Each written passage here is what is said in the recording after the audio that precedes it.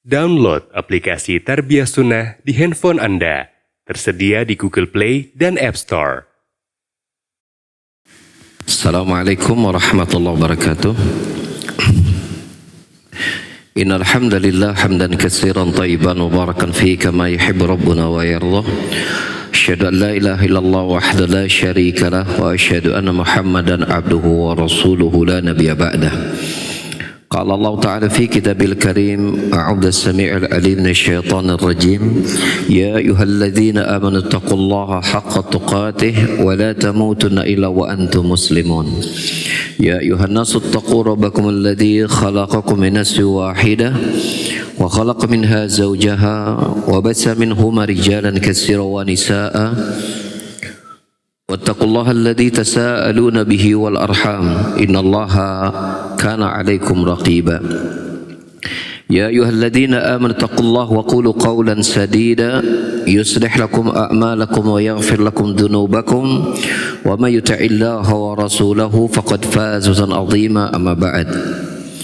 Bapak-bapak dan ibu-ibu, ikhwan maupun akhwat, baik para jamaah yang hadir di Masjid Pusdai Bandung ataupun para pendengar dan pemirsa yang bergabung di Tarbiyah Sunnah Media, pada kesempatan pagi menjelang siang hari ini kita akan membahas materi tentang hakikat sabar. Dan tentu pembahasan sabar erat kaitannya tentu dengan Ramadan yang sebentar lagi akan kita hadapi. Jadi saya tidak membahas materi berkaitan dengan bekal-bekal Ramadan karena mungkin sudah banyak dikaji. Ya, saya sendiri perasaan mah sudah 4-5 kali ngisi materi tentang bekal Ramadan ya di beberapa tempat. Jadi dan sudah banyak juga pemateri-pemateri yang lain memberi materi itu, sehingga materi yang saya pilih mudah-mudahan semacam pelengkap dari materi-materi Ramadan ya, dan mudah-mudahan menambah lengkapnya bekal kita menghadapi Ramadan tersebut insyaallah taala. Tentang sabar, sebelum kita masuk kepada hakikat sabar atau definisi sabar ya, maka kita dapati para ulama menyebutkan bahwa sabar ini merupakan setengahnya iman. Setengah yang lain berupa apa? Yaitu bersyukur. Bersyukur. Dan Allah Subhanahu wa taala sering mengaitkan syukur dan sabar ini dalam satu tempat. Misalnya, inna fi dzalika laayatun likulli sabarun syakur. Sesungguhnya dalam perkara tersebut terdapat tanda-tanda kebesaran Allah bagi mereka yang bersabar dan bersyukur. Jadi Allah kaitkan sabar dengan syukur, sehingga para ulama menyebutkan bahwasanya iman itu, ini dalam satu tinjauan tentunya ya, bahwa iman itu ya syukur di satu sisi, bersabar di sisi yang lain. Dan tentu pembahasan tentang sabar, konsentrasi utamanya adalah berkaitan dengan bagaimana kita bisa mengolah jiwa kita, yang olahan jiwa ini nanti mesti akan memberikan pengaruh terhadap lisan dan anggota badan. Harapannya tentunya ya, pengendalian kita terhadap jiwa kita untuk bersabar, harapannya itu dapat membimbing jiwa kita kepada ya tetap berada di track untuk tetap mentaati Allah Subhanahu wa taala. Ya, baik terus melaksanakan ketaatan-ketaatan tersebut ataupun ya terus menahan diri dari perbuatan-perbuatan yang melanggar ketaatan berupa maksiat ya, dan perkara-perkara yang Allah haramkan. Oleh karenanya hakikat sabar adalah, nah ini penting untuk kita perhatikan baik-baik, sebab nanti akan mempengaruhi aplikasi kita terhadap sabar dalam 3 pembagian sabar nanti. As-sabru, sabar adalah wa habsun nafsi anil jaza', wal lisan anis syakwa, wal jawarih anil latamil khudud wasyakis siyab wa nahwihima. Sabar itu adalah menahan jiwa dari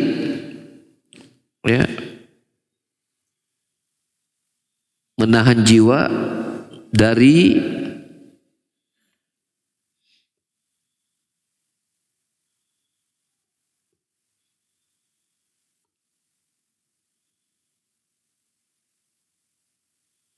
menggerutu,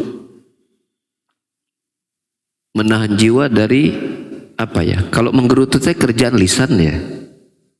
Kalau jiwa apa? Berkeluh kesah. Nah, begitu lebih pas.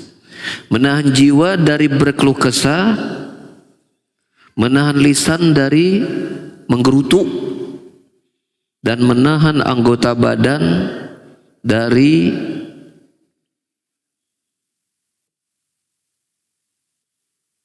latamul hudud, memukul-mukul pipi, merobek-robek pakaian,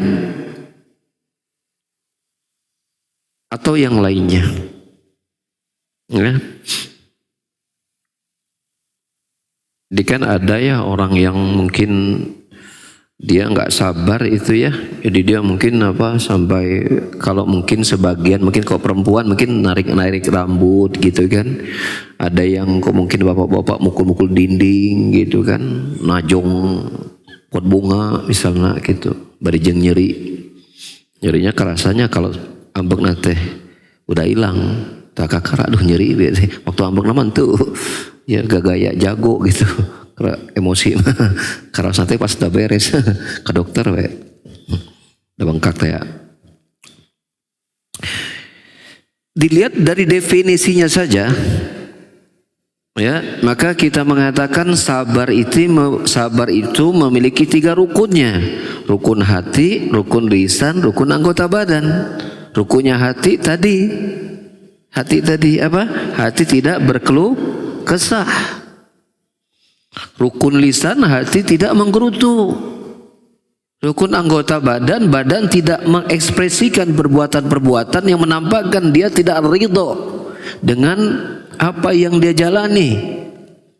Ya, tadi mungkin mukul pipi, merobek pakaian dan yang lainnya. Jelaslah dari definisi tersebut ya, huwa khuluqun fa'idun min akhlaqin nafs. Jelaslah bahwa sabar ini merupakan akhlak yang utama, akhlak yang mulia, yang merupakan bagian akhlaknya jiwa manusia yang mulia. Yumtana'u bihi min fi'li ma la yusin wa la yajmul wa huwa quwwatun min quwwatin nafsi allati bi sadahu sya'niha wa qawami amriha. Kesabaran itu dapat membuat seseorang menahan diri dari melakukan perkara yang tidak bagus, perkara yang tidak indah, perkara yang tidak beautiful. Ya, dia merupakan bagian dari kekuatan jiwa yang dengannya lah urusan seseorang itu akan menjadi baik. Ada lagi yang mengartikan sabar itu, ya, sabar itu adalah cara kita menyehatkan diri. Cara kita menyehatkan diri. Ya, menyehatkan diri itu dengan 2 cara. Ya, ketika kita dalam keadaan aman-aman saja, cara kita menyehatkan diri kita dengan bersyukur. Sedangkan cara kita menyehatkan diri ketika mendapatkan banyak ujian, musibah, ya, menyehatkan dirinya dengan bersabar. Ya, tadi sudah kita kaitkan sabar syukur itu, ya, itu berdampingan erat.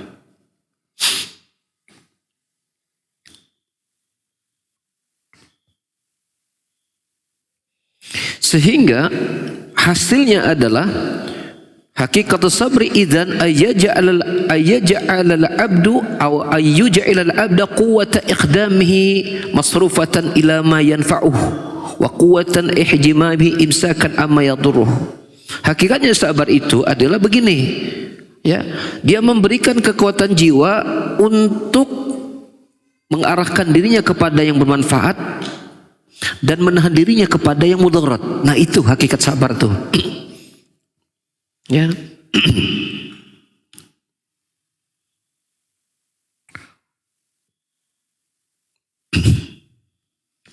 Lalu, apakah manusia dalam pengolahan sabar itu memiliki kondisi yang sama? Jawabannya tidak. Amma an hadin nasi masabri, adapun keadaan manusia terhadap sabar ini ada beberapa tipe manusia dalam pengolahan sabarnya. Pertama, faminhum man takunu quwwatu sabrihi ala fi'li ma yantafi'u bihi aqwa min sabrihi amma yadurruh.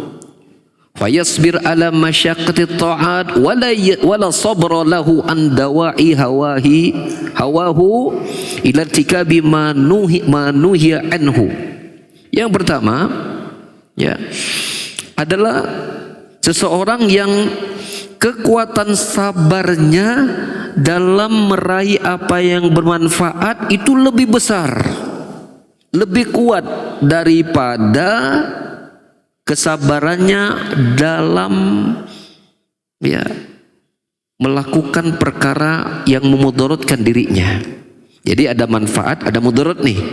Tipikal yang pertama ini, kesabaran dia dalam meraih apa yang bermanfaat lebih besar daripada kesabarannya dalam menghilangkan mudarat. Makanya, ya, prakteknya orang ini yasbir ala masyaqqati ta'at.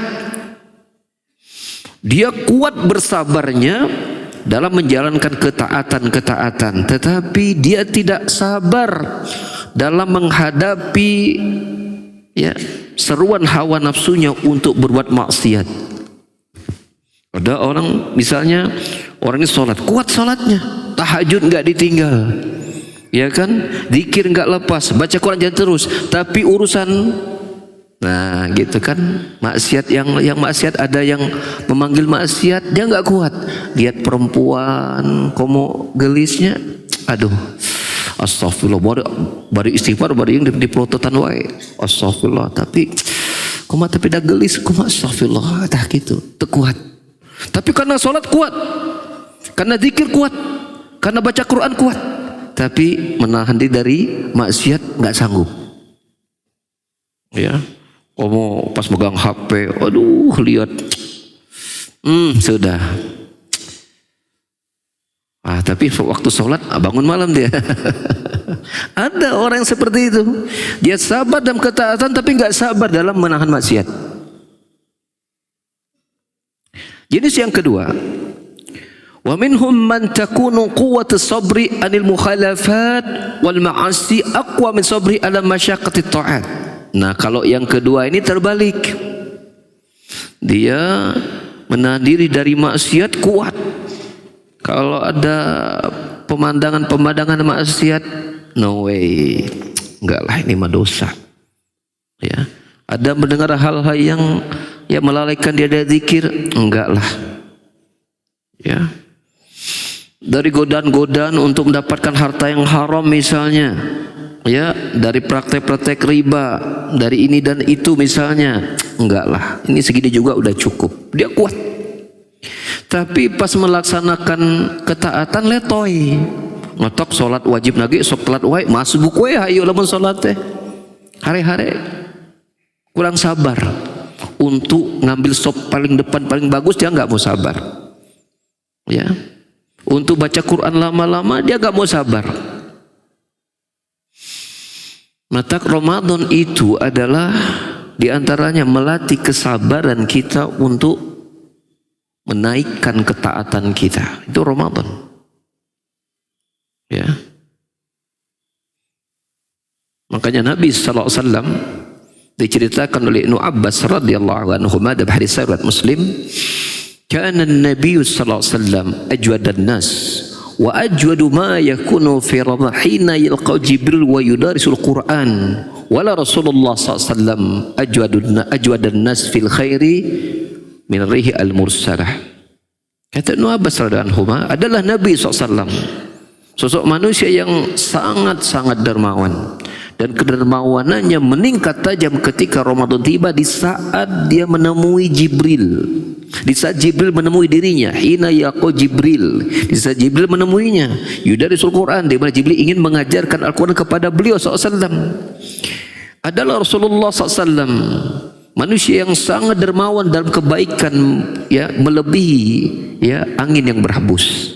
Nah, kita lihat Rasulullah SAW sendiri ketika Ramadan tiba, ketaatannya itu lebih besar daripada sebelum Ramadan. Iya, di luar Ramadan beliau merupakan hamba Allah yang taat, tapi beliau pun membedakan ketaatannya ketika Ramadan tiba, dibedakan, beliau berbeda. Maka sebuah hal yang wajar pula ketika Ramadan tiba, ada seorang yang tadinya, ya, kurang ketaatannya, maka jadikan Ramadan itu ajang dia untuk meningkatkan ketaatan. Belajar dia untuk bersabar, misalnya baca Quran berlama-lama.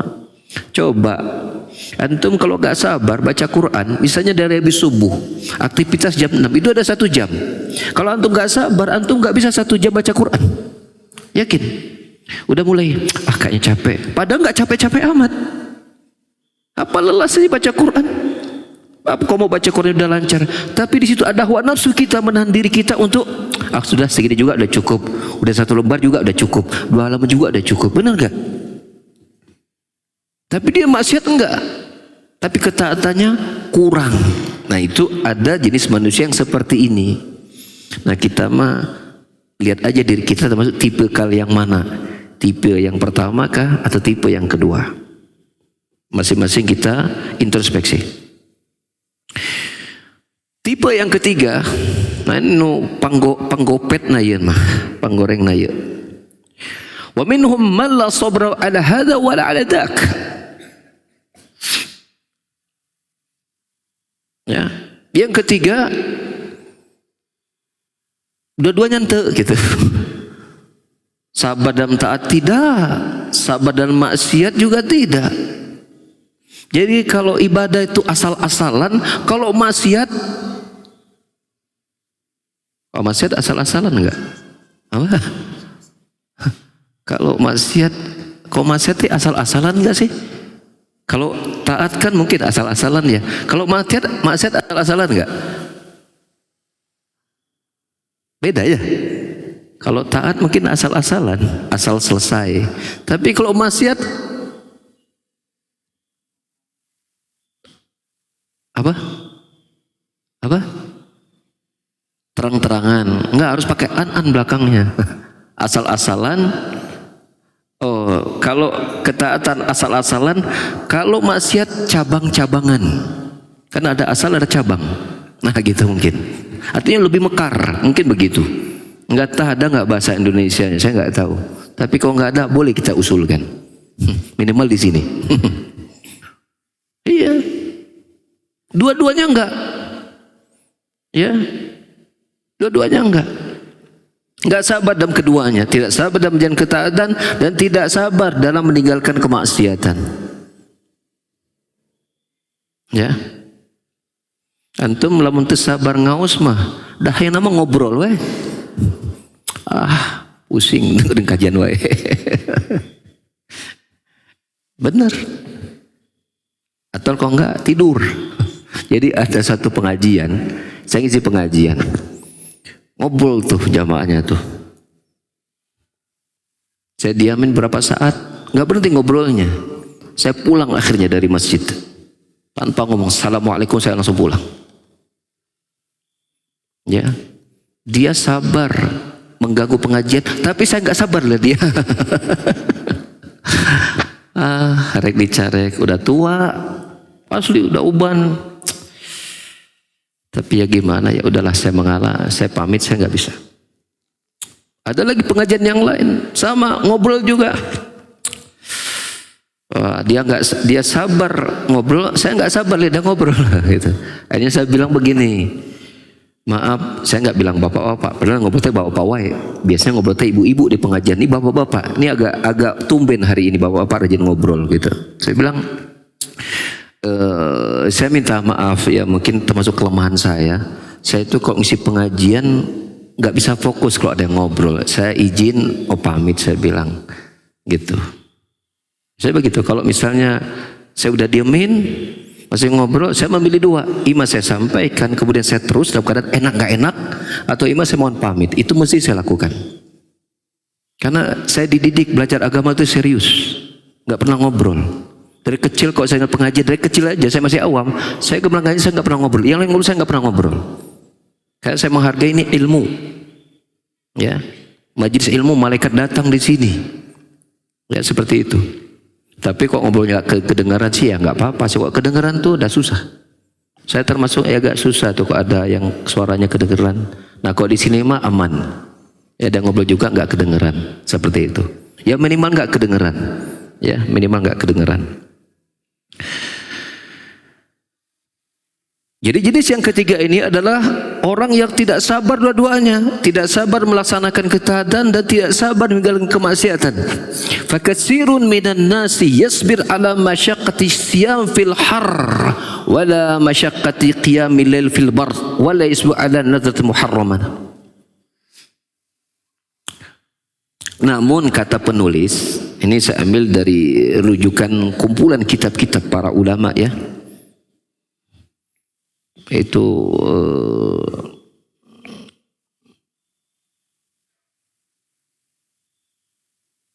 ya Jami'ul Kutub ya, nama Jami'ul Kutub.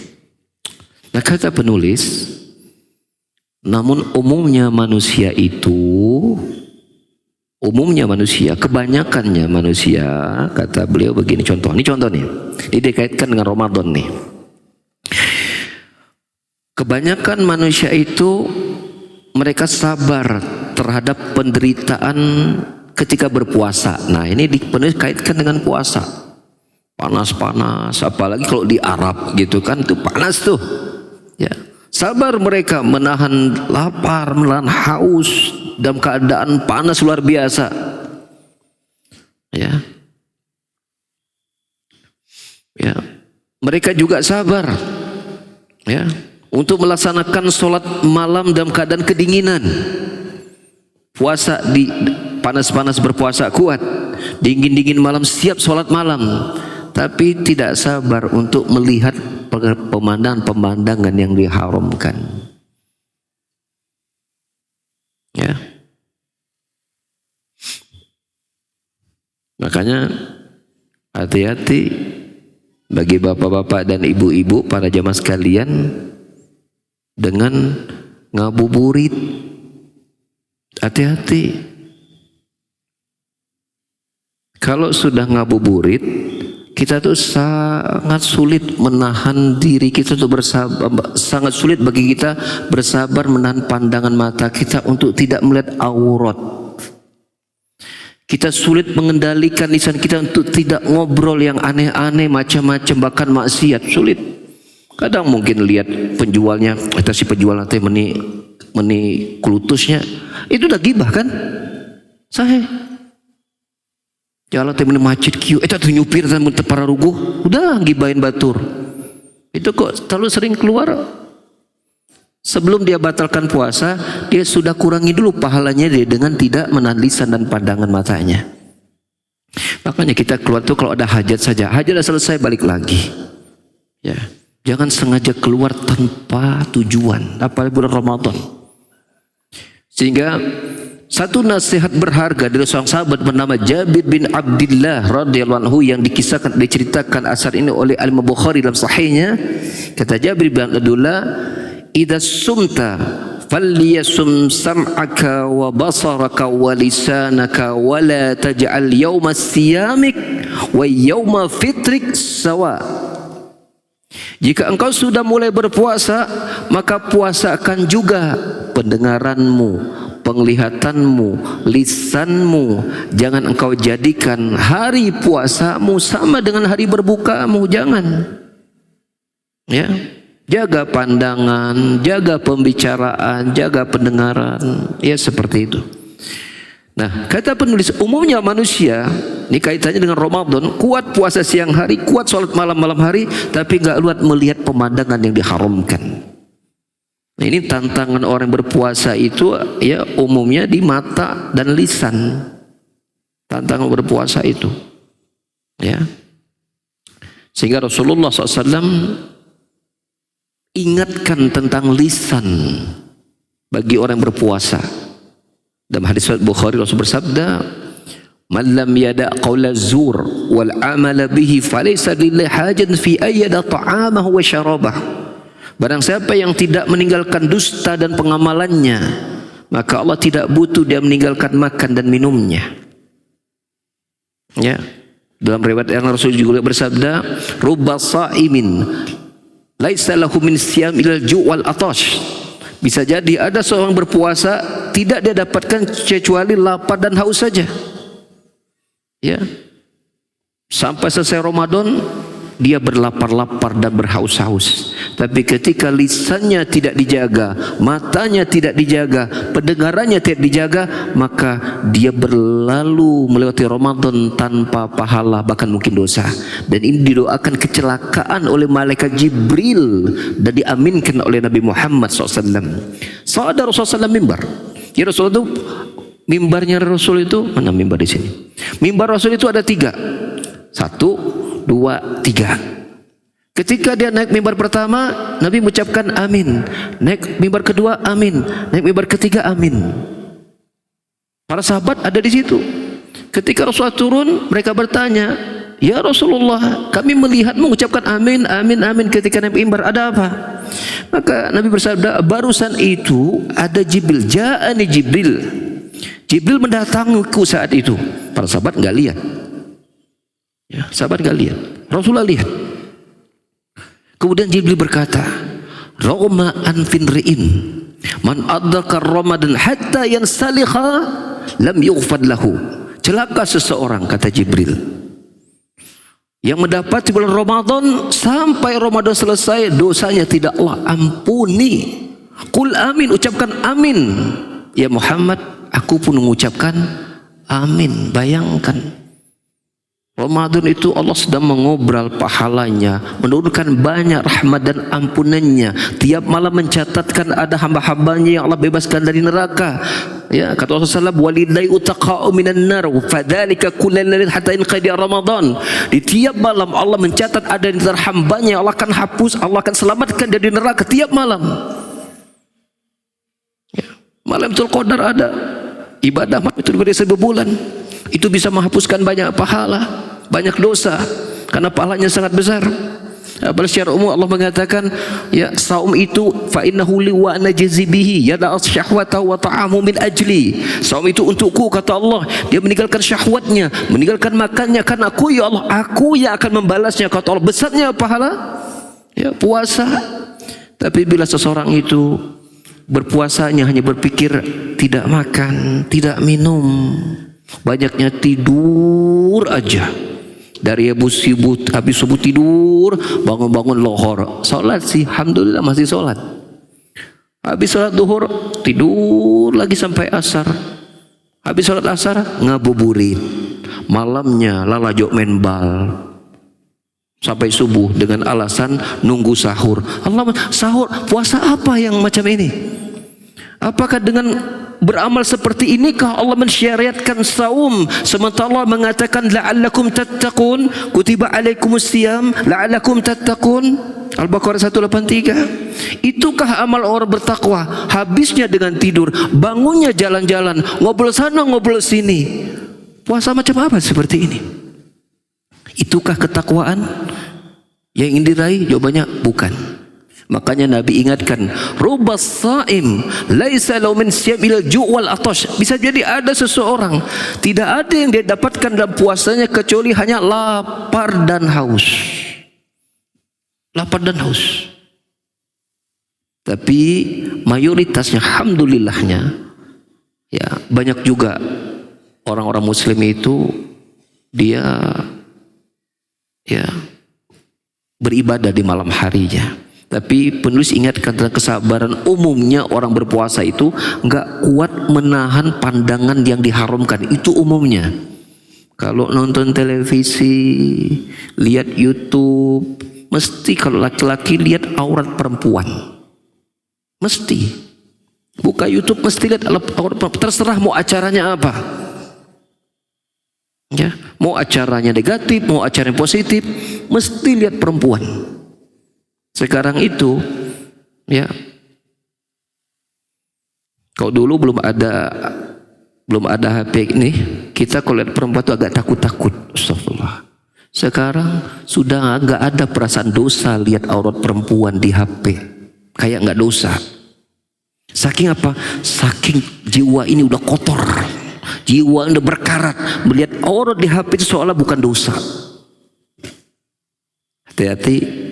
Ramadan bulan mulia, dosa pada itu bukan kecil.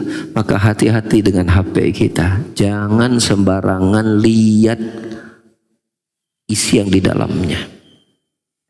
Ya, jangan sembarangan. Ya.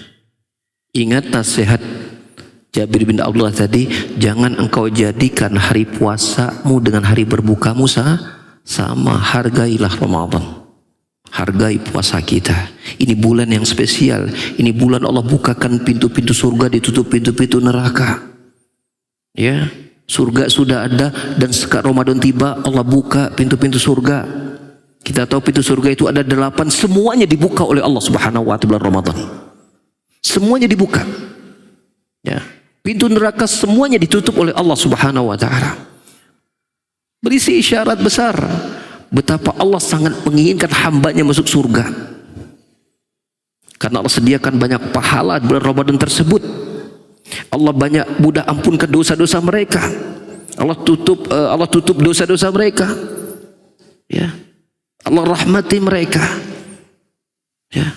Betapa Allah sangat menginginkan hamba-hamba masuk surga melalui Ramadan. Ya. Maka jangan sampai kita samakan sikap kita ketika Ramadan dengan yang tidak.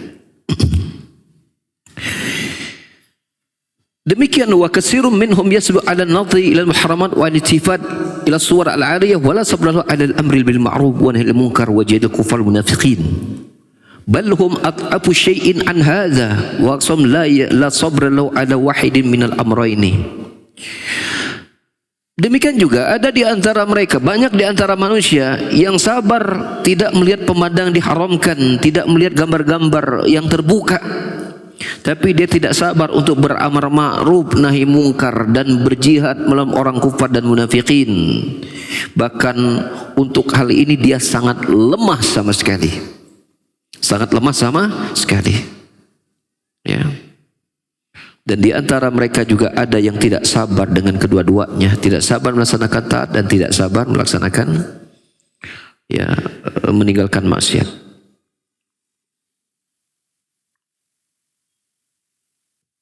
Adapun yang terbaiknya, dan ini jumlahnya sedikit,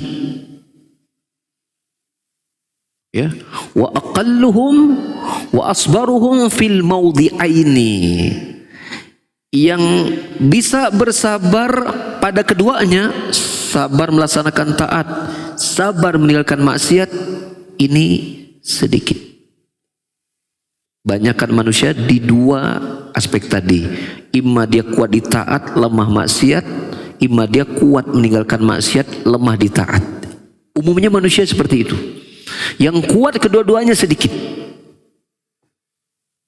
Kuat sholat, kuat zikir, kuat baca Quran, kuat juga menahan diri dari pandangan, ya, melihat dari perkara yang Allah haramkan, mengucapkan perkara yang haram, itu sedikit yang bisa seperti itu. Ya, Allah maja'alna minal aqallin. Semoga Allah jadikan kita termasuk golongan yang sedikit.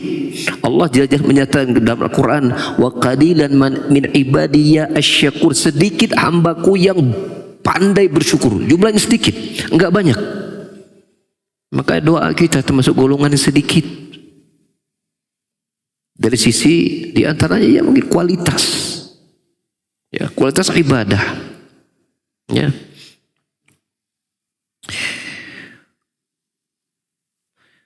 Para jamaah sekalian, salah satu upaya kita untuk menguatkan kesabaran kita, di antaranya kita mempelajari besarnya keutamaan sabar.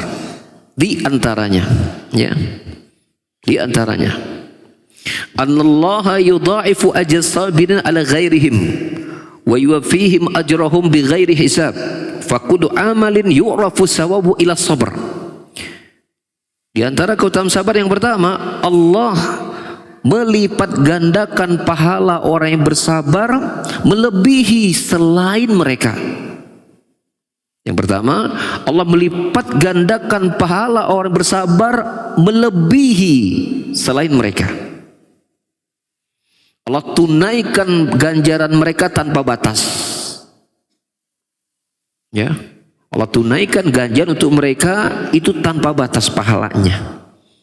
Az-Zumar ayat 10 Allah Ta'ala berfirman, innama yuwaffas sabiruna ajrum bighairi hisab. Sesungguhnya ditunaikannya pahala orang yang bersabar itu tanpa batas.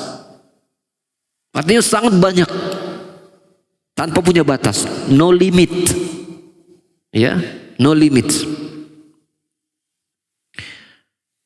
Yang kedua, keutamaan sabar, wa ana sabirina fi ma'ayatillahi fa huwa ma'hum bihidayatihi wa nasrihi wa fathihi. Orang-orang yang bersabar itu berada dalam kebersamaan Allah. Orang-orang yang sabar berada dalam kebersamaan Allah. Maksudnya Allah senantiasa memberikan mereka hidayah. Allah senantiasa menolong mereka, membukakan kebaikan-kebaikan buat mereka. Ya. Selama orang itu bersabar, selama itu pula Allah akan memberikan hidayah kepada orang tersebut. Selama itu pula Allah akan memberikan pertolongan pada semua urusannya. Selama itu pula Allah bukakan simpul-simpul kesulitan yang menimpa dirinya. Allah Ta'ala berfirman di dalam surah Al-Baqarah 153, innallaha ma'as sabirin. Sesungguhnya Allah bersama orang-orang yang bersabar. Bukan bersama secara zat, bukan. Allah zatnya tidak bersatu dengan makhluk, berpisah. Allah fis sama, Allah di atas, makhluknya di bawah. Ya. Tinggi maksudnya, di atas ini tinggi, bukan berarti ada tempat yang tidak Allah liputi, bukan. Tinggi menunjukkan keagungan Allah Subhanahu wa taala. Ya. Adapun kebersamaan Allah dalam ayat ini maksudnya apa? Allah pertolongan Allah senantiasa bersama mereka. Ya, pengawasan Allah senantiasa bersama mereka. Ya, hidayah Allah senantiasa bersama mereka, dan Allah menegaskan itu, innallaha ma'as sabirin. Al-Baqarah 153. Qala Abu Ali Ad-Daqaq, faza as-sabirun bi'izzid daraini li'annahum nalu minallahi ma'iyatan. Oleh karenanya, ya, orang-orang yang bersabar itu mendapatkan keberuntungan dengan kemuliaan di dua tempat, dunia dan akhirat. Li'annahum nalu minallahi ma'iyatan, dikarenakan mereka mendapatkan meraih kebersamaan dengan Allah Subhanahu wa taala.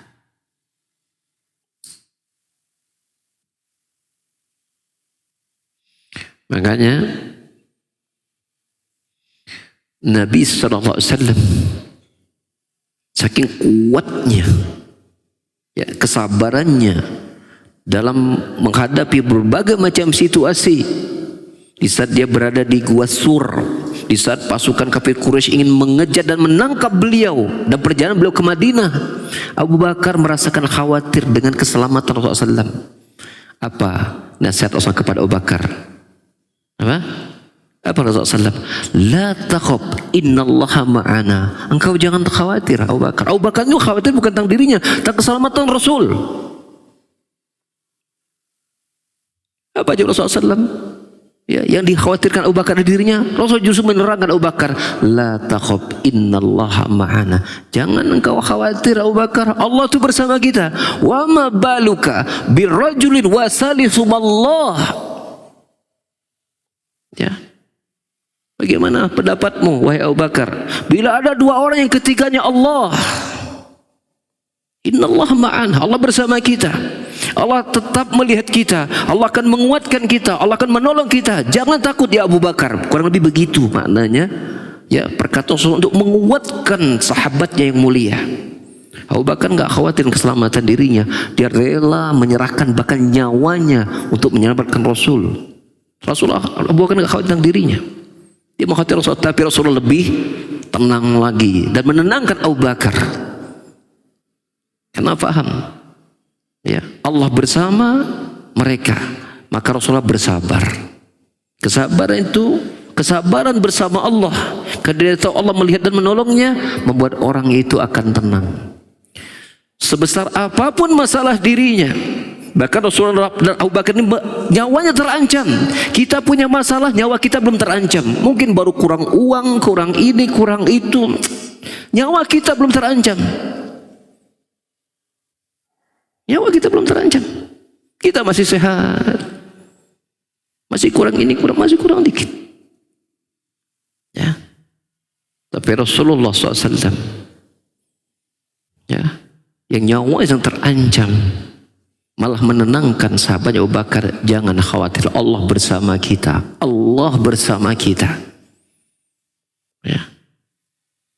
Maka membuat tenang, ya. Dan Allah mengatakan innallaha ma'as sabirin, Allah bersama orang-orang yang sabar.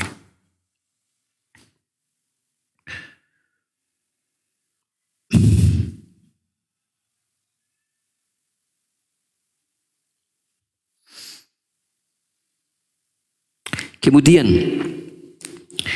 di antara keutamaan yang besar orang yang bersabar, Allah sebutkan di dalam surah Al-Baqarah ayat 155 hingga 157.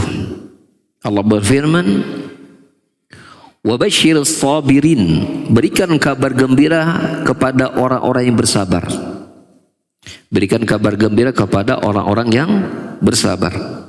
Alladzina idza asabathum musibah, ketika musibah menimpa mereka, dan kita enggak mungkin hidup tanpa musibah, mesti ada musibah menimpa kita. Ya, berikan kabar gembira kepada orang yang bersabar, yaitu ketika musibah itu menimpa mereka, ya, apapun musibah yang menimpa mereka, mereka berkata inna lillahi wa inna ilaihi raji'un. Dan saya ingin ingatkan, ucapan inna lillahi wa inna ilaihi raji'un ini bukan saja ketika ada yang meninggal. Betul, itu salah satu ucapannya, istirja namanya, ya. Berdasarkan pertanyaan Allah kepada malaikat, ya, aqbattum walada abdi, qalu bala, aqbattum samarata qalbihi, apakah engkau telah mengambil anak hambaku? Betul ya Allah. Apakah telah engkau mengambil buah hatinya? Betul ya Allah. Madza qala, lu apa yang dia ucapkan? Hamadika wastarja ilaik, dia memujimu ya Allah dan beristirja kepada mengucapkan inna lillahi wa inna ilaihi raji'un. Betul. Tetapi Al-Baqarah ini memberikan gambaran umum, musibah apapun menimpa kita, kita boleh mengucapkan inna lillahi wa inna ilaihi raji'un. Karena sebagian orang kan ketika mengucapkan ini, siapa yang meninggal? Kok antum inna lillahi, siapa yang meninggal? Enggak, duit hilang juga ucapkan inna lillahi wa inna ilaihi raji'un. Apalagi kau yang hilang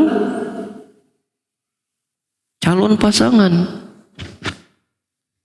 Mungkin karena mati atau karena ada yang lebih menarik dirinya, ucapkan innalillah. Sedih tidak? Sedih dong. Panik enggak? Nanti kita akan lihat sedikit tafsir innalillahi wa inna ilaihi raji'un pada bagian agak belakang. Nah, orang-orang, ya, yang bersabar, yang ketika ditimpa musibah dia mengucapkan kita ini milik Allah dan kepadanya lah kita akan kembali. Allah berikan keutamaan kepada mereka 3 perkara yang Allah sebutkan dalam satu ayat ini, menggambarkan keutamaan orang bersabar. Apa kata Allah?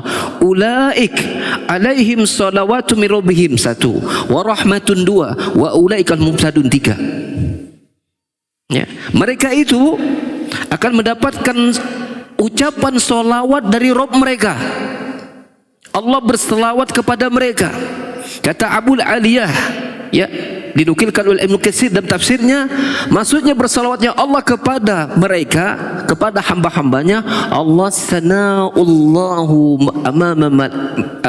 sama'ullahu alaihi indal malaikati, yaitu Allah memuji-muji orang tersebut di sisi para malaikatnya. Ini satu. Yang kedua, warahmah, orang itu akan mendapatkan rahmat dari Allah. Rahmat di sini kan lafaz rahmatun, artinya sangat luas rahmatnya, tidak terbatas. Yang ketiga, wa ulaika humul muhtadun, mereka itulah orang-orang yang akan mendapatkan petunjuk. Lihat, 3 keutamaan diucapkan dalam satu ayat hanya untuk orang yang bersabar. Hanya untuk orang yang bersabar, yaitu apa? Salawat dari Allah, rahmat Allah dan petunjuk dari Allah Subhanahu wa taala secara bersamaan. Ya, belum lagi tidak kita sebutkan tadi, ya, Allah bersama orang bersabar, wallahu yuhibbus sabirin, juga Allah mencintai orang bersabar, ya, dan seterusnya. Makanya sebagian ulama dahulu berkata, ya,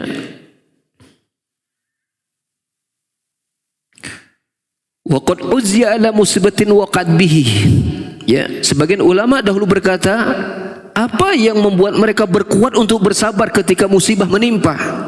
Maka, ya, mereka berkata begini, mali la asbiru wa qad wa'adani Allahu ala sabri thalatha khisal kullu khasratin min khairu min ad-dunya wa ma 'alaiha. Kata dia begini, bagaimana aku tidak memilih untuk bersabar sementara Allah Jalla wa Ala menjanjikan kepadaku 3 keutamaan. Apa tadi? Pujian Allah, kedua rahmat Allah, ketiga petunjuk Allah Subhanahu wa taala, yang bila satu saja dari 3 ini Allah berikan kepadaku, itu lebih baik daripada dunia dan semua yang ada di atasnya. Satu saja itu sudah cukup. Apalagi 3, pujian Allah, rahmat Allah, dan apa? Petunjuk dari Allah Subhanahu wa taala. Maka ingat-ingat oleh kita ayat-ayat yang menggambarkan tentang besarnya pahala sabar. Diberikan pahala tanpa batas. Allah akan bersama dengan orang tersebut. Kemudian Allah akan memuji-mujinya, memberikan rahmatnya, memberikannya petunjuk. Ya.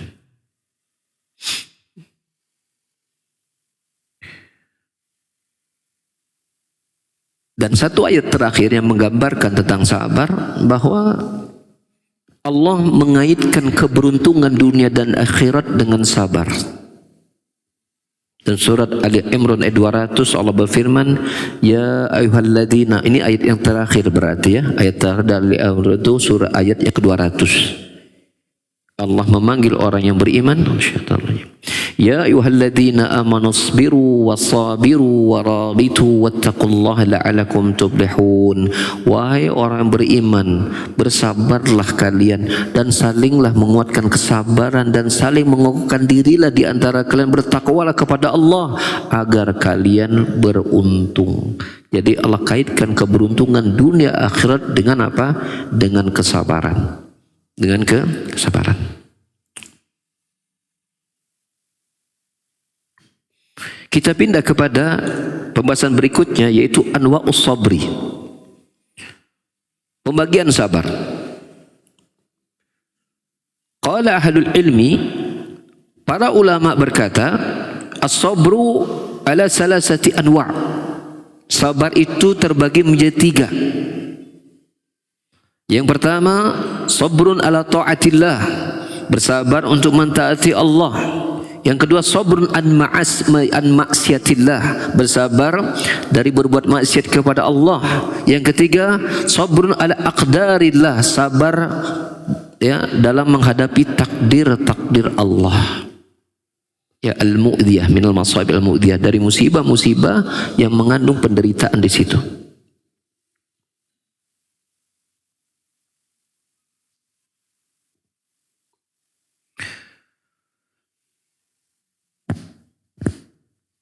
Dan pada kesemua itu, Seorang hamba di dunia ini akan bergelut dengan 3 keadaan ini dalam hidupnya di dunia. Ya. Imma perintah yang dia kerjakan butuh kesabaran, imma larangan yang dia tinggalkan itu butuh kesabaran, imma takdir berupa musibah dan yang lain yang juga itu membutuhkan kesabaran. Tidak mungkin bisa dia keluar dari 3 ini, pasti. Kalau hidup di dunia, maka seorang itu terkena kewajiban yang dia ketaatan yang dia kerjakan, terkena larangan yang dia tinggalkan, dan terkena pada musibah yang harus dihadapi, dan ketiga-tiganya membutuhkan sabar. Ketiga-tiganya membutuhkan sabar. 3 perkara inilah yang diwasiatkan Luqman Ibnul Hakim kepada anaknya di dalam surat Luqman ayat yang ke-17.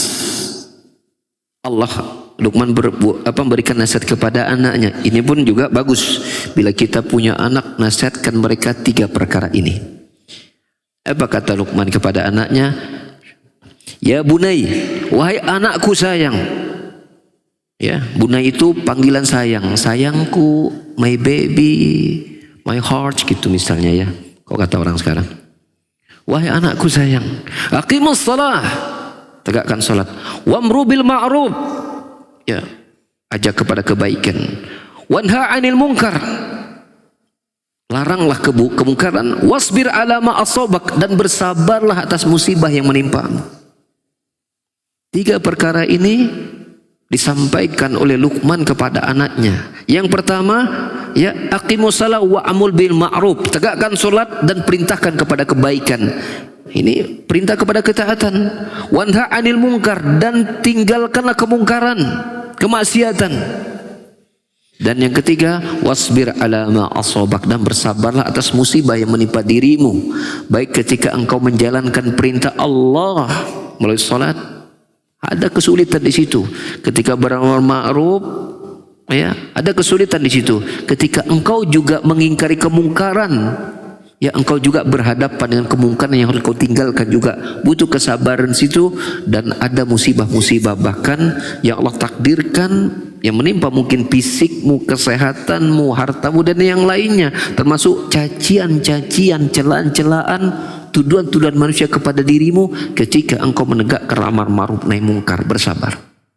Karena mesti ketika kita mengajak kepada kebaikan, mencegah kemungkiran, mesti di sana ada mata-mata yang memandang, ada lisan-lisan yang akan siap mengomentari apa yang sedang kita kerjakan. Itu mesti.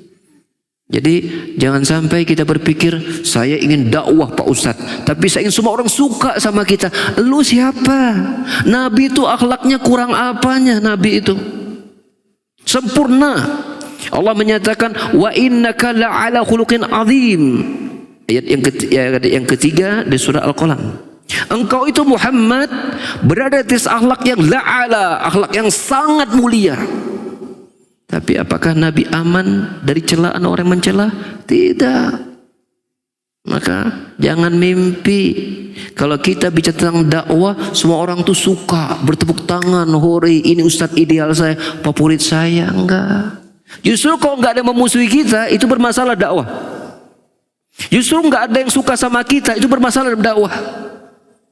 Berarti apa? Dakwahnya ada yang belum menyentuh kesalahan manusia, mengingatkan kekurangan dan kemungkaran mereka, berupa kesyirikan, berarti belum dibicarakan, berupa kebidahan, berarti belum disampaikan, berupa kemaksiatan, berarti belum dilontarkan. Maka semua orang suka.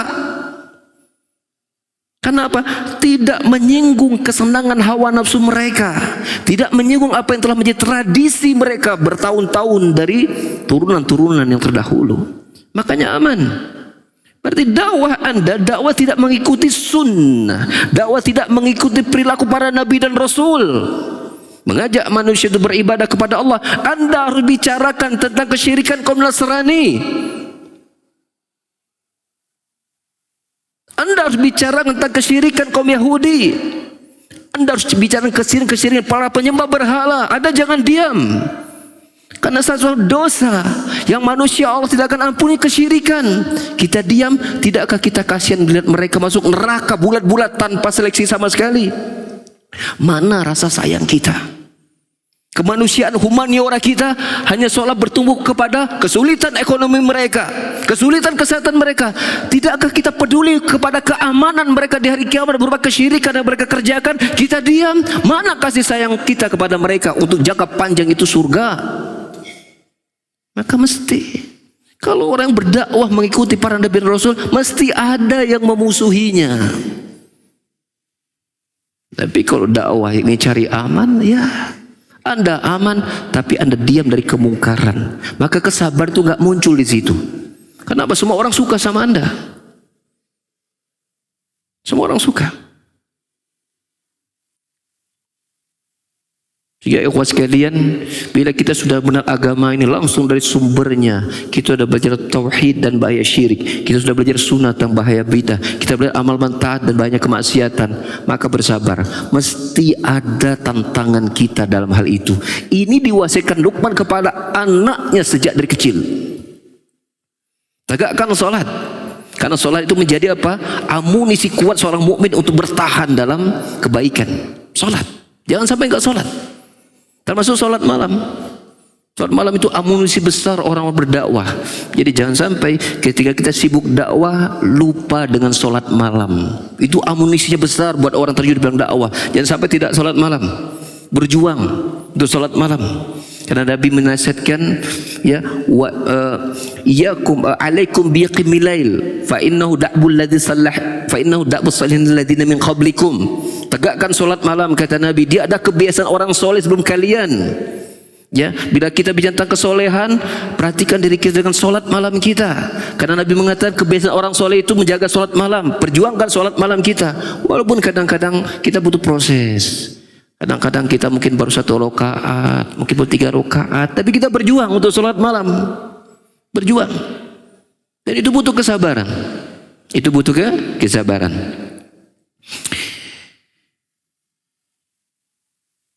Bil idafati ila ana sabra fil lughati wal habsu wal man'u fayakunu ma'nahu habsun nasi ala ta'atillah wa habsun nasi wa man'ah an masyiatillah wa sunnati idza usibat bi musibatin an istasakhud wa al jaza wa mudhaharihi min syakl juyub wa latamil khudud wa du'a bi da'wal jahiliyah. Bila kita lihat bahwa kesabaran makna secara bahasa artinya habsu, menahan diri. Bila kita lihat bahwa secara bahasa arti sabar adalah menahan diri, maka tahanlah diri kita, ya, ketika kita mentaati Allah. Yang kedua, tahanlah jiwa kita untuk bersabar menjauh dari maksiat Allah. Ya. Yang ketiga, tahanlah jiwa kita ketika diberikan musibah untuk tidak benci dengan musibah tersebut, untuk tidak mengeluh dengan musibah tersebut, tidak menampakkan kemurkaan atas musibah tersebut dengan merobek pakaian, memukul-mukul pipi, menyeru dengan seruan jahiliyah. Ya, termasuk bersuuzon kepada Allah. Ya Allah, apa dosa saya? Ya Allah, Engkau berikan aku musibah yang enggak berhenti nih, ya Allah. Padahal aku sudah sholat, aku sudah puasa, aku sudah zikir, sudah baca Quran. Mengapa musibah ini terus Engkau berikan, ya Allah? Itu suuzon sama Allah. Jangan. Karena bisa jadi Allah menghendaki engkau bersabar atas ketaatan. Allah menghendaki engkau sabar dalam ketaatan, dan Allah ingin mengujimu bersabar terhadap musibah. Ya tak? Ada orang yang lulus sabar dalam ketaatan, ada orang yang lulus dalam apa? Meninggalkan maksiat. Oh, berarti Allah ingin menguji satu lagi. Apa itu? Sabar enggak engkau menghadapi musibah? Karena Allah secara umum mengatakan, ahasiban nas ayyutraku ayyaqulu amanu wa hum la yuftanun. Walaqad fatanna alladhina min qablihim hatta ya'lamallahu alladhina sabaru wa ya'lamas sabir wa ya'lamal kadhibin. Ya, apakah kalian mengira kalian dibiarkan saja mengucapkan kami beriman sementara kalian tidak diuji, sementara telah diuji orang-orang sebelum kalian hingga Allah mengetahui siapa orang-orang yang jujur dan siapa orang dusta dengan keimanannya. Jadi mesti kita diuji. Kalau kita lulus dalam ketaatan, kita lulus dalam kemaksiatan, maka mesti ada ujian kesabaran dan menghadapi musibah. Itu mesti. Kalau kita sabar menghadapi musibah, kita sabar dan menjalankan taat, maka Allah uji yang lain apa? Sabar nggak meninggalkan maksiat, itu mesti sudah. Nggak bisa terlewat dari semua itu. Lan yanfaku min hadis salasa, mesti akan kita dapati 3 perkara tersebut, dan Ramadan akan berkumpul ketiga-tiganya. Ramadan berkumpul ketiga-tiganya. Allah sedang menguji ketahanan kesabaran kita pada 3 aspek tersebut. Sabar enggak kita untuk sholat malam? Sabar enggak kita menghatamkan Al-Quran? Sabar enggak kita meninggalkan maksiat, menjaga lisan melihat pemandangan diharamkan? Sabar enggak kita atas penderitaan, rasa lapar, rasa haus, dan seterusnya berkumpul kepada ketiga-tiganya ketika Ramadan tiba? Maka ingat-ingat, ya, melalui materi ini saya ingin mengingatkan kepada diri saya dan pribadi, ingat-ingat ayat tentang keutamaan sabar yang menjadi suplemen kita ketika Ramadan akan tiba. Bersabarlah, apalagi Ramadan ini tidak lama, hanya sebentar. Dia nanti akan berakhir juga seiring waktu berjalan. Tahu-tahu sudah di penghujung Ramadan, tahu-tahu Ramadan sudah selesai. Maka sabarkan diri kita, ini hanya sebentar, ya. Nah, ini sudah ada kertas yang nempel. Ini kode, berarti materinya cukup Pak Ustadz, gitu ya? Oh bukan, I have to make it sure. Bukan ya? Alhamdulillah.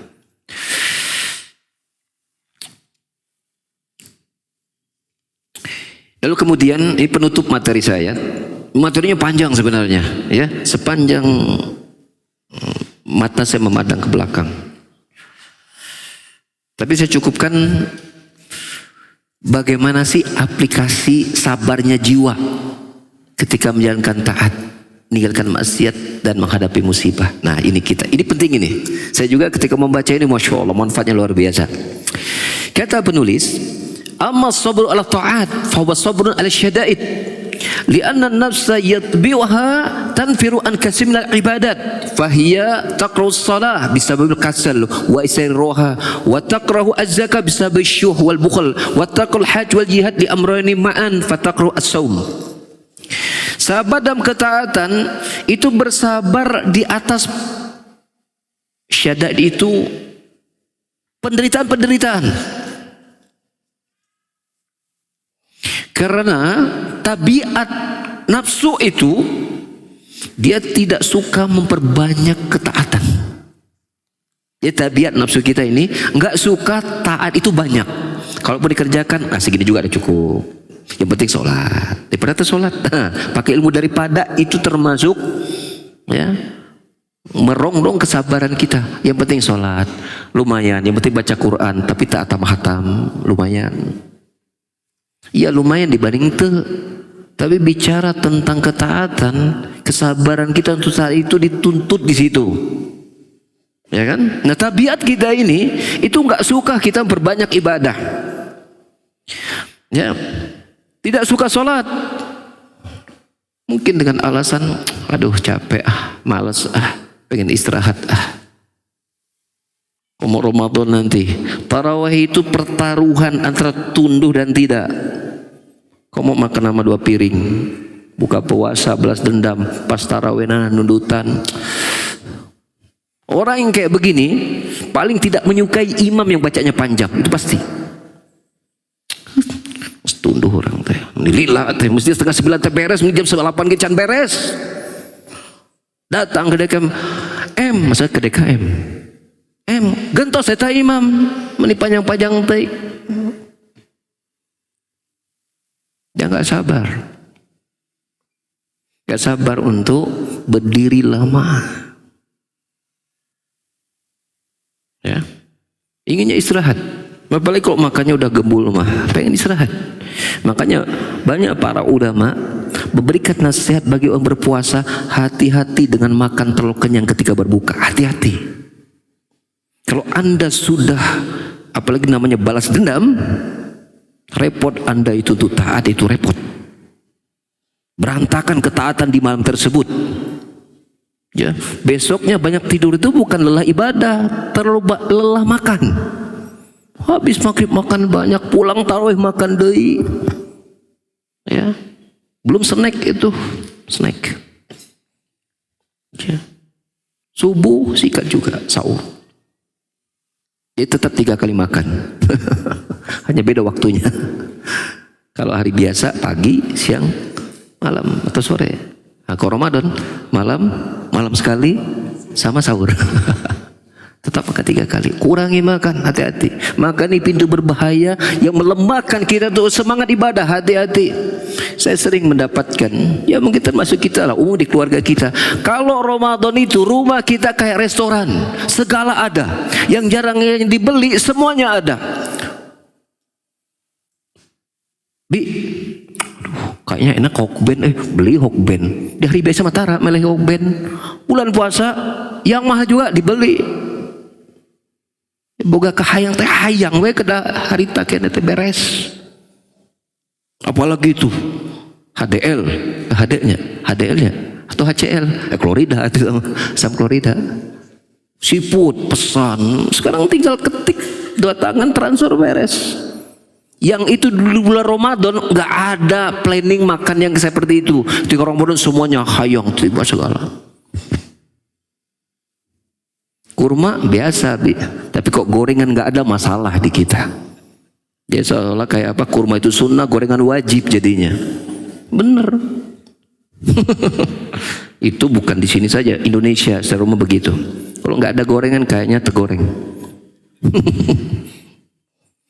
Demikian juga takrah zakat bisa bisyuh wal bukhul. Demikian juga tidak suka berzakat, nggak suka bersedekah. Karena apa? Karena nafsu kita ini senang bakhil. Atau lebar atuh mere 1 juta mah lumayan, beli kerupuk mah jadi 1 ton, kersetok setahun. Mikir, kita sedekah tuh mikir.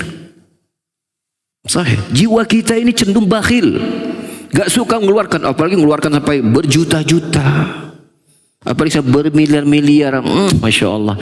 Tapi wallahi ikhwan, ada orang yang berinfak 1 miliar sendirian dan dia tidak cerita-cerita ke siapa-siapa, tapi kita tahu dan dia bahagia melakukannya. Bahkan ada orang mengikhlaskan hutang orang lain kepada 2 miliar. 2 miliar loh. Saya pernah mendengar sebuah ceramah seorang ustadz tentang keutamaan melunaskan hutang. Ini sedekahnya besar. Sampai orang ini minta pandangan ustadz ini, Ustadz, saya ingin lunasin utang orang berutang kepada saya, tapi Pak Ustadznya, tapi apa? Utangnya lumayan Pak Ustadz. Emang berapa? 2M Pak Ustadz.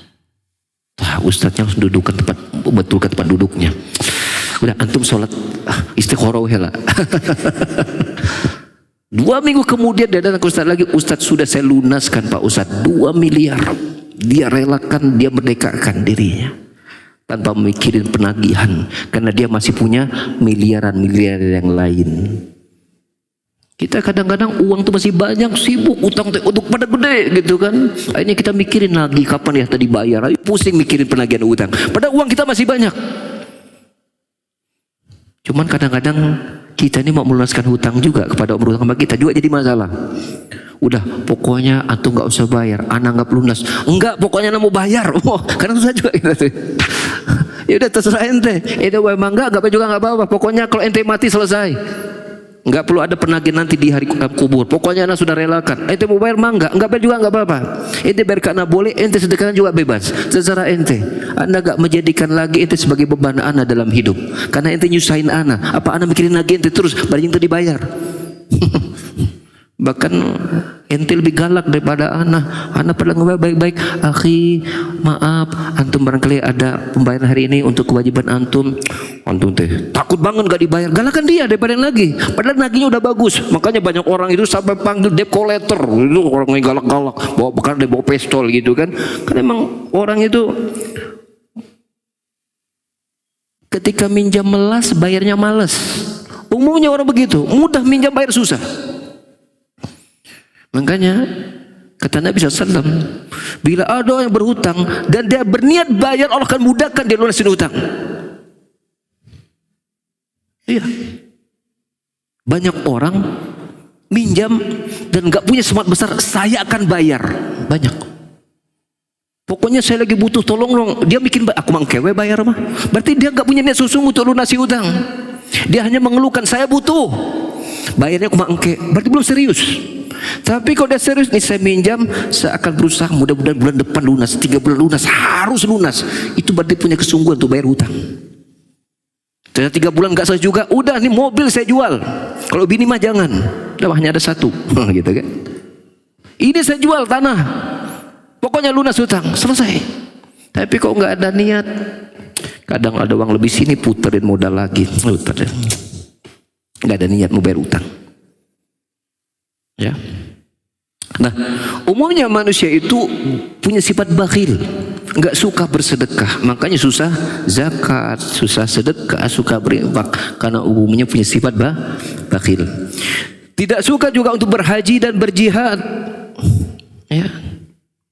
Ya karena mungkin haji itu butuh biaya besar, padahal dia punya uang untuk haji, capek sementara dia biasa santai. Aduh capek haji, padahal dia masih sehat.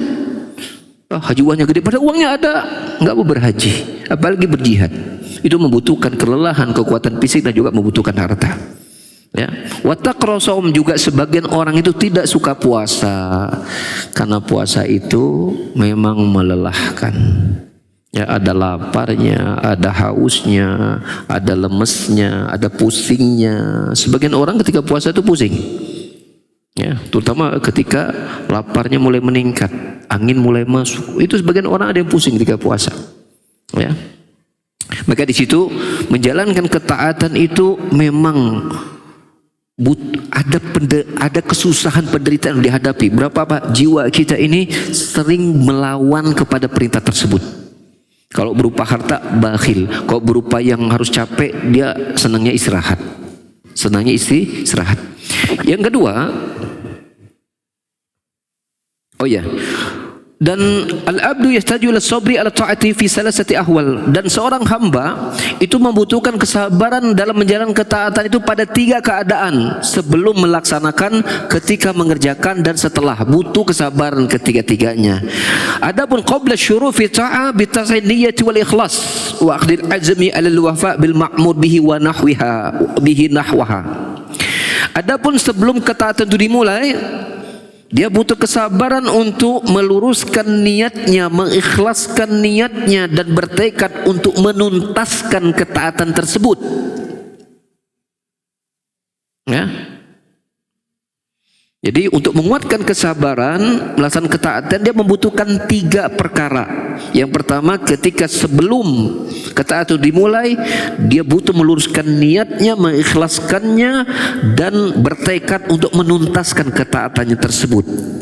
Ya, dan dia berusaha untuk mengusir riya, sum'ah, ya, yang itu dapat menghancurkan keikhlasannya. Oleh karena itulah qadamallahu ta'ala sabra alal amal. Oleh karena itu Allah mendahulukan sabar sebelum amal soleh pada surat Hud ayat 11. Ilal ladina sabaru wa amilus solihat, kecuali orang bersabar dan beramal soleh. Allah dahulukan sabar sebelum amal soleh. Ya, karena seorang ketika beramal soleh untuk kesabarannya, dia butuh meluruskan niat dan kekuatan tekad untuk menuntaskan amal tersebut. Kedua, bersabar ketika beramal, yaitu apa? Dalam pelaksanaan ketaatan itu dia tidak lalai, tidak malas-malasan, dia menjaga adab-adabnya, sunnah-sunnahnya, rukun-rukunnya, dan dia berusaha untuk bersabar, tidak melakukan perkara-perkara yang menggambarkan dia lalai, dia kurang peduli, dia hare-hare, dia kurang semangat, ya, dan terus memperhatikan niatnya bahwa sekarang dia sedang berzikir dan berdiri di hadapan Allah Subhanahu wa Ta'ala. Maka itu terus harus dijaga. Itu butuh kesabaran untuk terus dijaga jiwa seperti itu. Yang ketiga adalah as-sabru badal farah minal amal, yaitu kesabaran setelah amalan itu selesai. Ya, yaitu sabar untuk tidak mempublikasikan ketaatannya, tidak menceritakan kebaikannya, ya, hanya karena ingin dipuji, riya dan sum'ah. Ya. dan bersabar untuk tidak takjub dengan amalan yang telah dia kerjakan. Hebat aing mah Ramadan ayeuna mah tilu khatam 3 kali. Muncul ujub dalam dirinya. Sabar, jangan. Ini belum ada apa-apanya. Imam Syafi'i sehari 2 kali khatam, ente baru 2 kali khatam 1 bulan udah sombong. Jangan ujub dengan amalan. Ya. Oh, saya sudah melakukan ini, sudah melakukan itu, prestasi saya ini, sudah berbuat ini, berbuat itu. Kalau bukan karena saya, maka nggak akan begitu. Saya bisa, jangan. Ya setelah selesai, jangan kita terlalu kagum dengan apa yang sudah kita kerjakan, jangan. Karena ujub, kagum itu akan melahirkan kesombongan. Merasa diri sudah bersih, diri sudah baik, merasa diri sudah banyak pahala. Nah itu jangan. Udah selesai, biarlah Allah simpan untuk Allah Subhanahu wa taala. Kemudian sibukkan lagi melakukan amalan belum dikerjakan, dan semangat lagi, ikhlaskan lagi, terus gitu. Yang sudah biarlah Allah yang mencatatnya. Jangan diingat-ingat, apalagi dibangga-banggakan, saya udah melakukan ini, jangan. Kalau itu hadir, maka sabar, jangan. Nggak boleh hadir, sabar. Nggak boleh datang, buang. Begitu datang, kamu gitu loh, nggak boleh, buang. Itu datang, buang. Ya ini merusak keikhlasan kita, merusak kesabaran kita, merusak ketaatan yang sudah kita perjuangkan dengan lelah di awal dan ketika sedang diproses.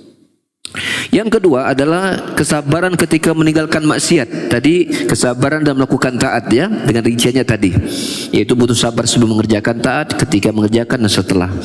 Kemudian kesabaran dalam meninggalkan maksiat, ini enggak panjang insyaallah. Maka fa'amru zahirun wa yakunu bi habsin nafsi min mutabati syahwat. Maka ini simpel, ya, yaitu apa? Tahan diri untuk tidak mengikuti nafsu syahwat, tahan diri. Ya, tahan diri dari terjumus kepada perkara yang Allah haramkan. Ya.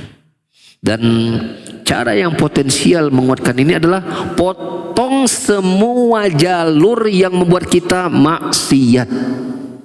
Kalau ngabuburit di sore hari membuat kita mudah maksiat, dengan mata, telinga, dan lisan kita, untuk ngabuburit, jangan ngabuburit, jangan. Bila itu membuat kita mudah maksiat, jangan ngabuburit. Enggak ada sunnahnya ngabuburit, apalagi wajib. Enggak ada dalil. Itu bukan dari agama. Ya. Bukan juga kita haramkan, tidak. Tapi janganlah kita biarkan setiap pintu yang membuat kita lalai dan berzikir kepada Allah, kita remehkan, kita tidak tutup, kita tidak potong. Apa saja, mau misalnya HP kah, atau teman kah, apa saja, ataukah pekerjaan kah, apa saja, itu yang paling mudah. Tutup sumber maksiat tersebut, tutup, ya, potong talinya, kan itu akan lebih mudah kita meninggalkan maksiat. So, kalau sudah masuk ke dalam itu susah. Kita buka HP, sering buka YouTube, sudah mulai. Berarti jangan sering-sering buka YouTube, ya. Tapi juga jangan sampai berlebihan buka WA.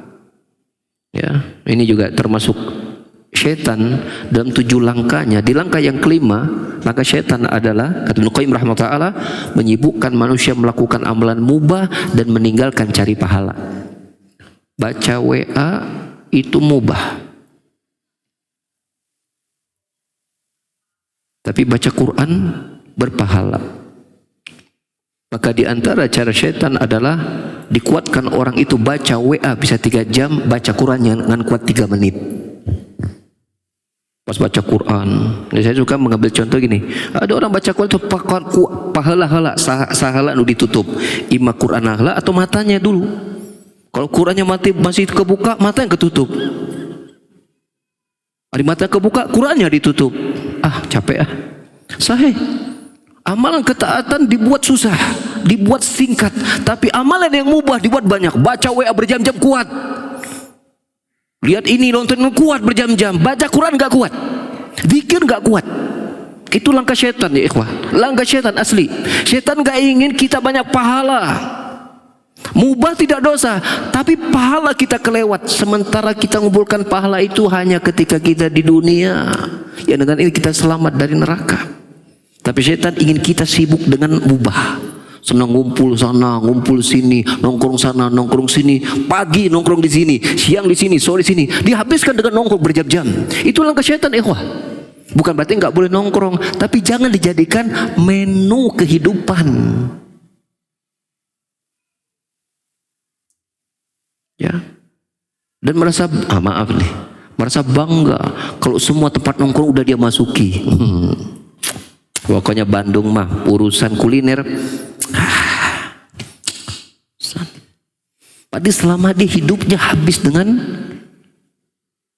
jadi kuli dia selama ini. Kuliner kan kuli. Allah musta'an, bukan nggak boleh, tapi jangan dijadikan apa? Menu utama hidup kita, jangan. Ya, maka Ibnu Qayyim rahimahullah memasukkan syumumul qalbi, racun hati, di antaranya apa? Fatul mukhalatah, berlebihan dalam ngumpul, kata Ibnu Qayyim. Di antara racun hati terlalu sering ngumpul. Kalau ke majelis ilmu ya ini namanya bukan ngumpul, tapi ini kajian. Ini manfaat, ini dapat memberikan nutrisi bagi jiwa. Tapi ngumpul hanya sekedar ngobrol ini ngobrol itu hati-hati ikhwah. Itu bisa jadi racun buat jiwa kita. Jadi sementara kita dihadapkan pada dunia, kalau belum jadi anak nongkrong kayaknya bukan menjadi anak milenial. Itu kan opini yang disebutkan oleh syaitan. Salah satu cara manusia apa? Memberikan istilah-istilah buruk dengan nama-nama keren. Itu tipu dari syaitan. Anak nongkrong bro, iya sahih. Akhirnya nongkrong aja kerjaannya. Nongkrong kuat berjam-jam, ngobrol sana ngobrol kuat berjam-jam, baca Quran jarang, nggak kekajian jarang. Itu tipu dari syaitan ikhwah, asli. Ini sedikit Ibnu Qayyim. Salah satu syarat syaitan adalah apa? Dikuatkan kita dengan amalan mubah dan dibuat malas pada amal berpahala. Itu langkah syaitan ikhwah, hati-hati. Kita harus pada syaitan, kata Allah, syaitan itu musuh. Fattakhidu aduwa, jadikan dia musuh, kata Allah. Musuh itu. Dia enggak ingin kita masuk surga, dia ingin kita masuk neraka bersama dia, dan sedikitnya pahala kita dan banyaknya dosa kita. Itu syaitan ingin kita seperti itu. Maka Ramadan harus menjadi madrasah untuk melatih kita untuk mengurangi hal-hal yang mubah tadi. Kurangi, jangan terlalu banyak. Ya, jangan terlalu banyak. Yang terakhir, kesabaran kita terhadap musibah ini juga simple, yaitu tadi ya, hati kita jangan apa? Hati kita jangan berkeluh kesah, lisan jangan suka menggerutu, anggota badannya menampakkan kita nggak ridho dengan musibah. Tiap waktu kunaon sih, saya tuh kok jadi begini tuh hidup, kenapa sih menikah tuh hidup? Gak ada manfaat. Keluh kesah itu sama sekali tidak mengurangi masalah kita. Sahih. Kita dosa dan kita kehilangan pahala sabar dan tanpa batas. Rugi. Makanya ingat-ingat perkataan ulama tadi. Bagaimana saya tidak mau bersabar sementara Allah telah menjanjikan kepadaku 3 perkara. Apa tadi? Dipuji oleh Allah. Apa tadi? Dirahmati oleh Allah. Apa tadi? Diberikan petunjuk oleh Allah Subhanahu wa taala. Bagaimana kita tidak memilih untuk bersabar sementara Allah menjanjikan orang bersabar dengan 3 perkara dalam 1 ayat, belum ditambah ayat-ayat yang lain sudah kita sebutkan tadi.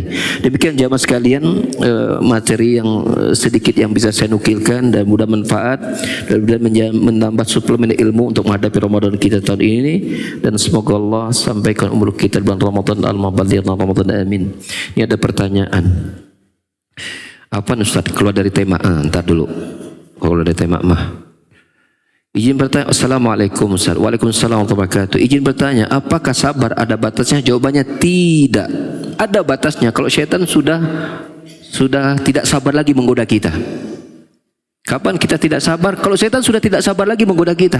Tapi persoalannya syaitan sabar gak menggoda kita? Sabar. Maka selama itu pula kesabaran itu dibutuhkan. Jadi sabar itu tanpa batas ya. Jadi jangan sampai kita berkata, saya juga manusia, sabar itu ada batasnya. Kata siapa sabar ada batas? Gak ada dalil. Ente aja nggak sabar. Kalau sabar sih nggak ada batas. Kalau ente punya batas kesabaran. Kalau sabar tidak ada batas. Selama umur kita masih ada, setan masih terus menggoda, maka kesabaran akan selalu ada. Jadi jangan terpedaya pada ucapan saya juga sabar itu ada batasnya, men. Enggak.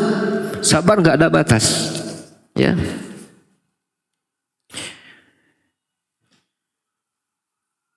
Ini masih tentang fikih, tar dulu.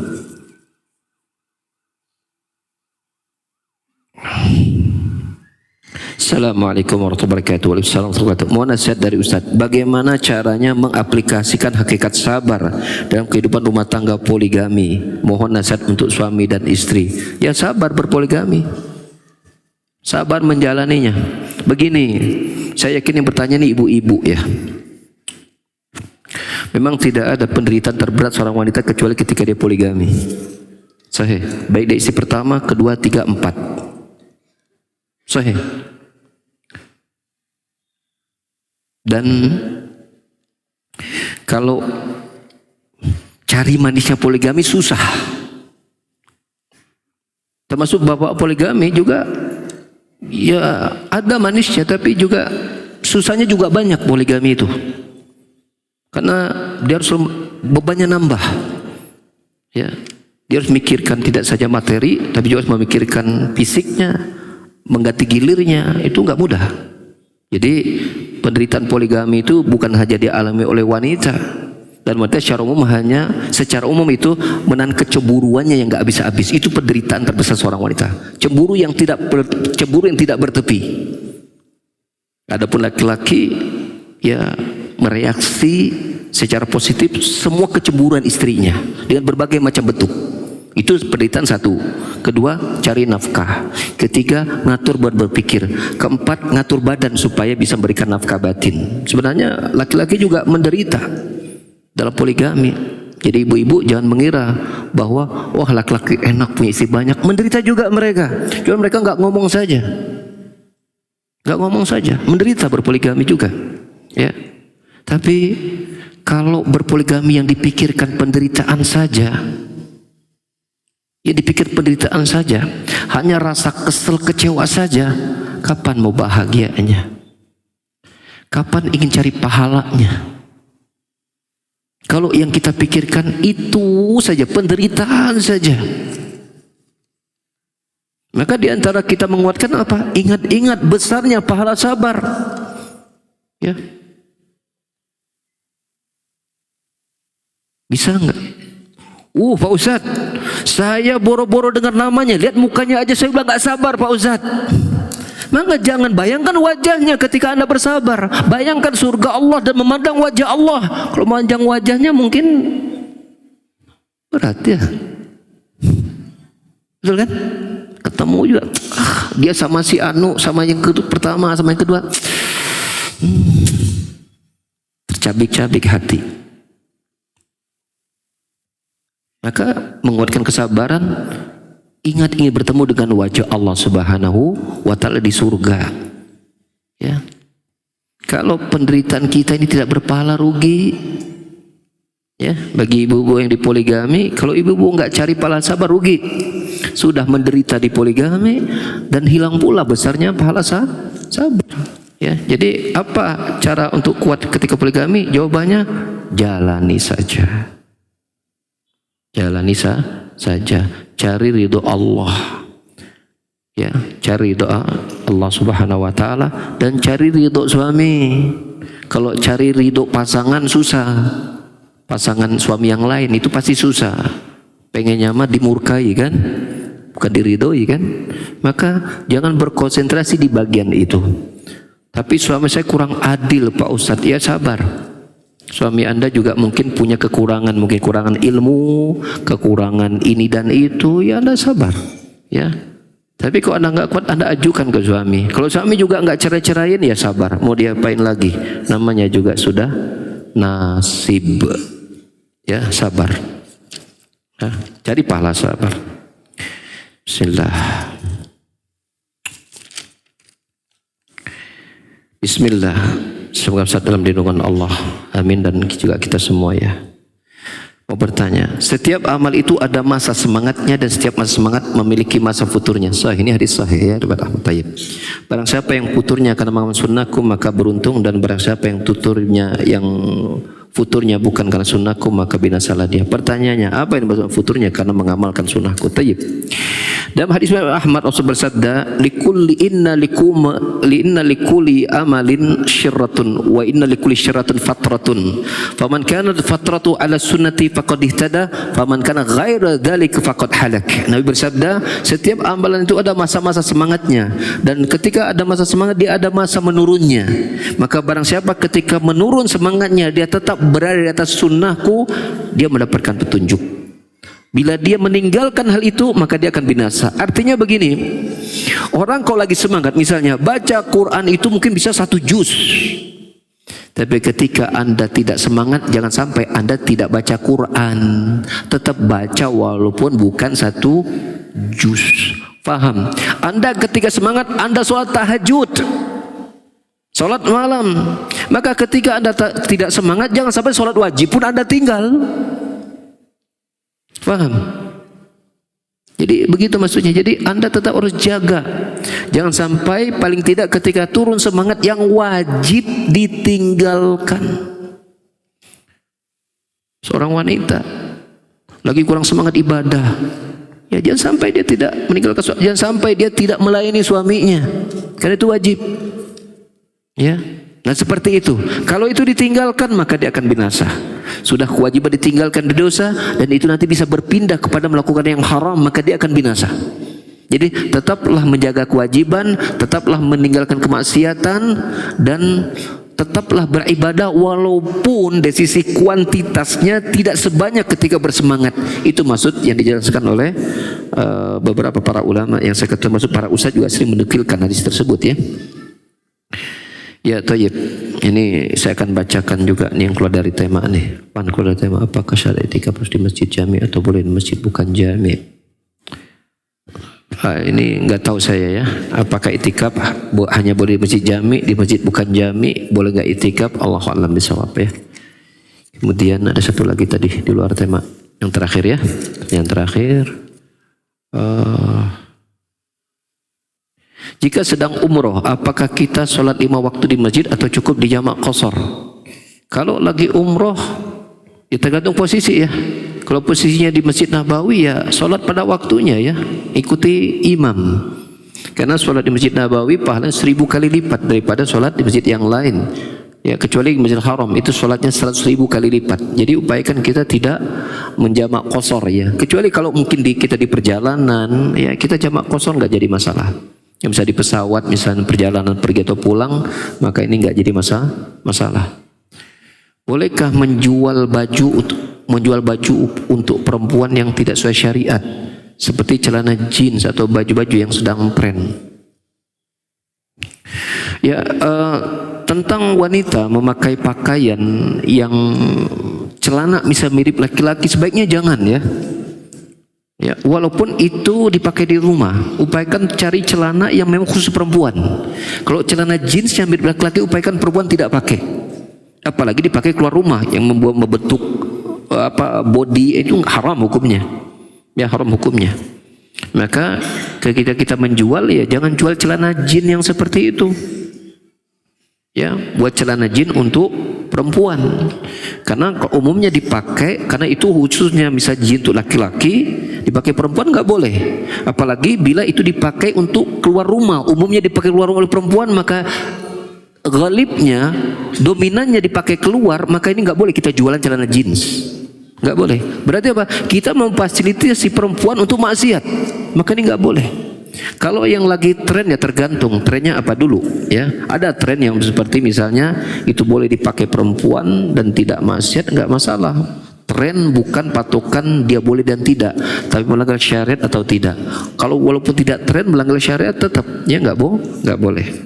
Jadi menjual celana jeans untuk perempuan sebaiknya dihindarkan. Ya, jualah pakaian khusus perempuan saja ya. Kalau Anda laki-laki ya Anda jualnya untuk laki-laki saja. Jualnya untuk laki-laki saja, dan ke perempuan sebaiknya ya jangan ya. karena itu nanti akhirnya dipakai oleh perempuan, dia nggak pakai, dan itu mirip laki-laki misalnya, dan dia pakai keluar rumah, berarti kita memfasilitasi dia menampakkan auratnya, kan seperti itu. Cari dagangan yang lain, dagangan masih banyak, bala-bala masih banyak yang belum jualan. Ya, jual bala-bala boleh. Anda dapatkan sehari 1 ton kan udah jadi bandar juga Anda. Tergantung Anda marketing. Ya, gitu. Tapi enggak soal passion, enggak sesuai passion, Ustaz. Ya cari yang kadang-kadang jualan tuh enggak sesuai passion. Yang penting butuh. Orang beli, Anda butuh, yang butuh Anda jual. Itulah pedagang. Jadi pedagang tuh enggak harus jual berdasarkan passion. Yang penting ada konsumen, Anda jual. Itulah Anda pedagang. Kalau sesuai passion, ya Anda jadi seniman. Bukan pedagang. Pedagang tuh ada yang beli, jual. Palu gada, apa lu mau gua ada. Itu namanya mental pedagang. Jadi jangan matok harus satu ini. Enggak apa-apa. Anda mungkin jualan bisa banyak ragam. Pagi jualan bubur, apalagi jualan bubur bisa naik haji kan? Betul nggak? Pagi jualan bubur, siang jualan bakso, yang jualan mungkin jualan apa? Online mungkin jualan makanan. Sore Anda jualan apa? Bisa sehari Anda punya bisnis 3. Tinggal atur waktu. Yang penting mau dagang nggak, itu masalahnya. Kalau Anda nggak mau dagang, Anda milih-milih dagang. Kalau dagang udah milih-milih, padahal harus dagang gitu kan, modal pas-pasan, udah modal pas-pasan, dagang milih-milih lagi. Allah musta'an, mesti Anda buat perpan, pokoknya dagang. Ada yang mau dijualin barang, mana baju muslimnya? Sini, saya jualin, dapat duit. Nggak perlu modal. Modal itu urutan kesekian. Kata orang sih, bukan kata saya. Anda kan sekarang banyak loh orang yang punya barang yang jualin nggak ada. Karena orang kadang-kadang kok nawarin tuh kayaknya gengsi gitu. Nawarin kayaknya harga diri kayak kurang. Berarti mentalnya perbaiki, belajar sabar berdagang. Ya kan, bermanis muka, biasanya buka tuh langsung Pak, silakan Pak, ini barang bagus. Kayak merendahkan, padahal tidak. Padahal tidak. Karena memang dagang itu butuh kemanisan muka, kebagusan kata-kata, merendah, tawadu. Oh ini Pak barangnya nggak terlalu bagus Pak, tapi harganya cukup lumayan. Ini barangnya agak beda Pak, harganya agak tinggi karena kualitasnya bagus. Bapak bisa, harus bagus, menjelaskan dengan yang baik, isi produk knowledge-nya kan begitu kan. Jadi jangan matok di satu barang dagangan. Kalau saya bilang tadi jeans itu, ya baik jeans pakai S atau tidak pakai S itu bermasalah, Anda jangan jual. Ya Anda jangan jual. Cari dagang yang lain. Ya saya kira pakaian banyak ya, pakaian muslim banyak ya, untuk perempuan tuh laki banyak ya. Ya berusahalah. Memang usaha itu nggak mudah, apalagi di zaman pandemi kemarin banyak yang terganggu usaha, tapi bersabarlah. Teruslah berdagang, teruslah cari rezeki yang halal sampai Allah mengambil nyawa kita. Jangan kita takluk dengan penderitaan dunia kita, jangan. Kita masih punya Allah. Kita surga masih menanti kita. Jangan kita sia-siakan penderitaan dunia kita ya dengan kita berbuat maksiat kepada Allah Subhanahu wa ta'ala.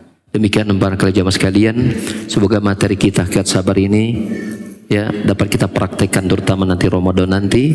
Semoga ketaatan kita melesat tajam, semoga kemaksiatan kita jauhkan sejauh-jauhnya, dan setiap penderitaan selama kita berpuasa kita hadapi dengan tidak berkeluh kesah dan terus harapkan pahala dari Allah Subhanahu wa taala.